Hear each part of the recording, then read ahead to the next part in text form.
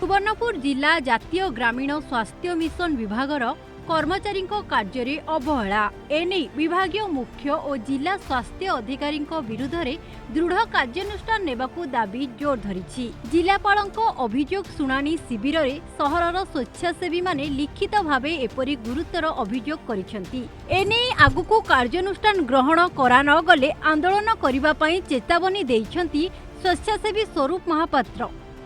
गत जानुआरी 3 तारिख में स्वास्थ्य विभाग कौनसी छुट्टी नथिबा समय रे जातीय स्वास्थ्य मिशनर कर्मचारी माने कार्यालय रे ताला पकाई बनभोजी करबाकू जाइथिले। जातीय स्वास्थ्य मिशन कार्यालय को आसीथिबा रोगी रोगींक संपर्कीय और हिताधिकारी माने निज कार्य संपादन न करि पारि निराश होई घर को फेरिथिले।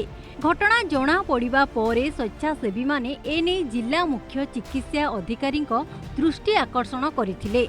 हेले जिला मुख्य चिकित्साधिकारी कार्यानुष्ठान नेबा बदल में कर्मचारी को सहयोग करुथुबा अभियोग हेउछि।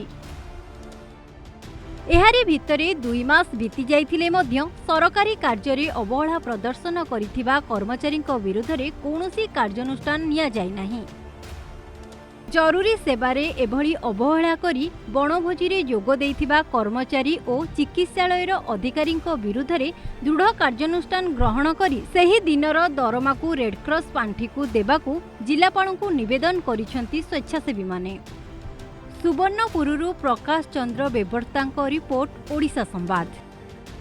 देखो ना आम सीडीएम द्वारस्थ हेलु तार जाकि जिलापाल द्वारस्थ हेलु इतार उपर आम किसी आंसर नहीं पाइलु। तार आज आसी जो ग्रीवेन्स रे आम जनामु जे इमाने जिला छाड़ी गोटे जिला छाड़ी अलग जिला के केंदी अनथरे छुट्टी रे गला कि आर से छुट्टी रे देला कि सब फोटो अच्छे आज्ञा सब प्रूफ अच्छे गाईखाई डैम के जाइए मैंने भोजी कर गोटे जिला छाड़ी आर जिला की इटा संवेदन माने मेडिकलटा है आज्ञा एमरजेंसी छाड़ी मैंने भोजी कर जाऊन।